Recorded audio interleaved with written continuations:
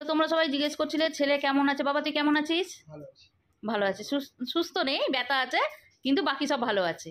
আর এখানে দেখো বাড়ির সব মেম্বাররা আছে। অরি বা বাদ যায় কেন, এই যে অরিকে এই খাটের সাথে চেন দিয়ে আপাতত আটকে অ্যাডজাস্ট করা হয়েছে।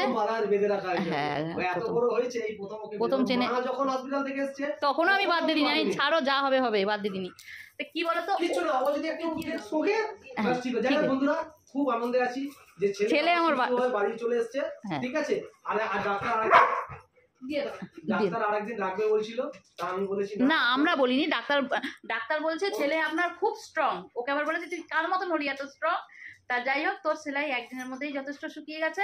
বাড়িতে গিয়ে রেস্ট নিবি। একটুকু ব্লিডিংও হয়নি, অপারেশনে একটুকু ব্লিডিং কোনো রকম কোনো সমস্যা হয়নি। ঠিক আছে, আর মোটামুটি ভেতরে যে সেলাই, ওই সেলাই একদম মোটামুটি টেনে নিয়েছে। বললো এক সপ্তাহ একটুখানি নড়াচড়া কম করলে, হ্যাঁ এক সপ্তাহ পুরো রেস্ট্রিকশনে, একদম টোটালি যাকে বলে স্ট্রিক্ট রেস্ট্রিকশনে থাকবে। তারপর এক সপ্তাহ পর সেলাই, ওর পেস্টিং হয়েছে কিন্তু দুটো একটা সেলাই পড়েছে, সেলাই কাটাতে যেতে হবে। আর 1 মাস অবশ্যই নিয়ম মানবে, ঠিক আছে।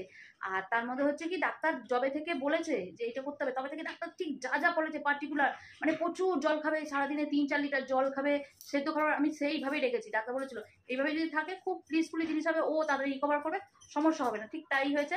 তা যাই হোক, ছেলে এখন ভালো আছে, এখন রেস্ট নিচ্ছে। এসেছি 8 ঘন্টা হলো। আর এইদিকে অরি এখন যদি দাদাকে একটু সুখে সুখে চেটে চুটে নেয় ঠিক হয়ে যায়, কিন্তু ওর দাদা এতটাই ভয় পাচ্ছে যে আমরা ওকে দিচ্ছিও না।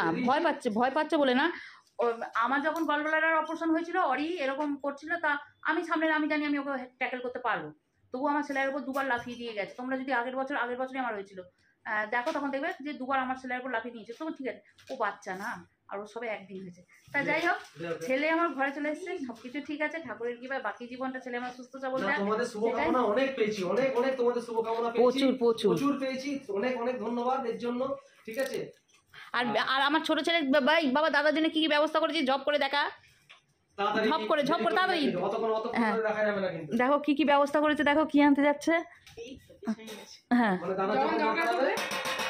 হ্যাঁ এমার্জেন্সি বেল, এটা এমার্জেন্সি বেলের ব্যবস্থা করেছে। আর একটা কি দেখো, এইটা স্পেশাল জিনিস, এই জিনিস মাথা, এই স্পেশাল জিনিসটা কিন্তু ও একা মাথা খাটিয়ে বের করেছে। কত ভাবলে তবে এই বিষয়টা ভাবা যায়। দেখো বাবা, হ্যাঁ বলো, এটা যখনই টয়লেট পাবে। স্টপ। হ্যাঁ, এই যে ফানেলের ব্যবস্থাও আছে, ঠিক আছে। আর এই যে শিশির ব্যবস্থাও আছে, যখনই পাবে হিসি ভাই ধরবে শিশি। চলো নাও, আমার ছেলে বলে আমি হাসতে পারছি না।